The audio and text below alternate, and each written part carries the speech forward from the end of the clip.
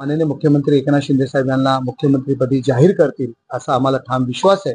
या ज्या आता काही विधानसभेच्या निवडणुका झाल्या, माननीय मुख्यमंत्री एकनाथ शिंदे साहेब यांच्या नेतृत्वाखाली या लढल्या गेल्या आणि महायुतीचे नेते एकनाथ शिंदे साहेब यांच्या गळ्यात मुख्यमंत्री पदाची माळ घालतील असा आम्हाला ठाम विश्वास आहे। मी त्या पक्षाचा कार्यकर्ता आहे।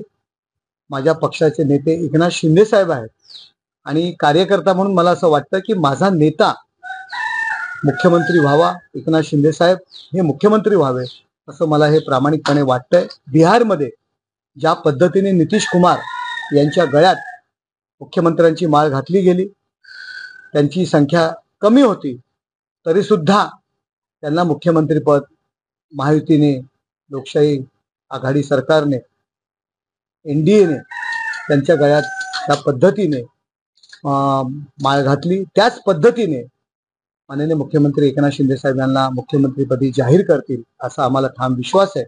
हरियाणामध्ये जे सैनी म्हणून जे मुख्यमंत्री केलेले आहेत त्यांच्या नेतृत्वाखाली त्या निवडणुका लढल्या गेल्या, त्याच पद्धतीने माननीय मुख्यमंत्री एकनाथ शिंदे साहेब यांच्या नेतृत्वाखाली ही महाराष्ट्रातील निवडणूक लढली गेली। त्याच पद्धतीने ज्यांच्या नेतृत्वाखाली निवडणुका लढल्या जात आहेत त्यांनाच मुख्यमंत्रीपद बहाल केलं जातं हा एक उदाहरण भारतीय जनता पार्टीने दिलेलं आहे, एनडीएने दिलेलं आहे।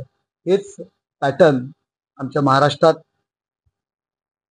होईल असं आम्हाला वाटतं। शेवटी महायुतीचे नेते आहेत, महायुतीचे जे काही प्रमुख आहेत, माननीय नरेंद्र मोदीजी असतील, अमित शहा असतील, नड्डाजी असतील आणि सर्व नेते निर्णय घेतील असा आम्हाला ठाम विश्वास आहे। कारण मी त्या एका पक्षाचा कार्यकर्ता आणि आमचा नेता मुख्यमंत्री व्हावा ही अशी आमच्या तमाम कार्यकर्त्यांची प्रामाणिक इच्छा आहे। महाराष्ट्रातील विधानसभाची निवडणूक मुख्यमंत्री एकनाथ शिंदे यांच्या नेतृत्वात लढवली गेली। त्याचबरोबर जी योजना होती ती देखील मुख्यमंत्री एकनाथ शिंदे यांच्या नेतृत्वात घेण्यात आली होती। आपण पाहताय की या सर्व योजना, लाडकी बहीण असू द्या, लाडका भाऊ असू द्या, लाडके आजोबा असू द्या, शेतकरी असू द्या, कामगार असू द्या, अगदी बेरोजगार तरुण असू द्या, या सर्व योजना शेवटच्या स्तरापर्यंत पोहोचवण्याचं काम माननीय मुख्यमंत्री एकनाथ शिंदे साहेबांच्या नेतृत्वाखाली माननीय देवेंद्र फडणवीस, अजितदादा, सर्व मंत्री यांनी केलेलं आहे। सरकार आपल्या दारी हा कार्यक्रम करून सरकार लोकांपर्यंत पोहोचवण्याचं काम केलेलं आहे। करोडो लाभार्थी यांच्यापर्यंत सरकार पोहोचलेलं आहे आणि याकरता एकनाथ शिंदे साहेब यांनी पुढाकार घेतला होता आणि त्यामुळे त्यांचा जो चेहरा आहे, लोकप्रियता आहे, आपण पाहिलाय अनेक वाहिन्यांनी सर्वे केले, त्यात लोकप्रिय चेहरा म्हणून महाराष्ट्रामध्ये एकनाथ शिंदे साहेब यांचं नाव पुढे आलेलं आहे। त्यामुळे त्यांच्यावरती विश्वास टाकला जाईल असा आम्हाला विश्वास वाटतो। केंद्रात एनडीए हे मित्र पक्षासोबत अन्याय करणार नाही असं तुम्हाला काय इच्छा वाटते? आतापर्यंत भारतीय जनता पार्टीची जी काही प्रतिमा आहे, छोट्या पक्षांवरती कधीच अन्याय करत नाहीत, त्यांना उलट प्रोत्साहन देतात।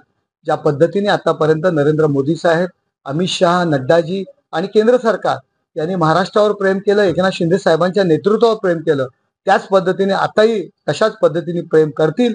आणि जे टीका संजय राऊतांसारखी लोक जे भारतीय जनता पार्टीवरती जे टीका करतायत की Bharatiya Janata party use and throw करते, त्याला एक समर्पक उत्तर नेते देतील असा मला ठाम विश्वास आहे। येणाऱ्या महापालिका निवडणुकीमध्ये एकनाथ शिंदे यांचा चेहरा युतीला काढणार नाही का?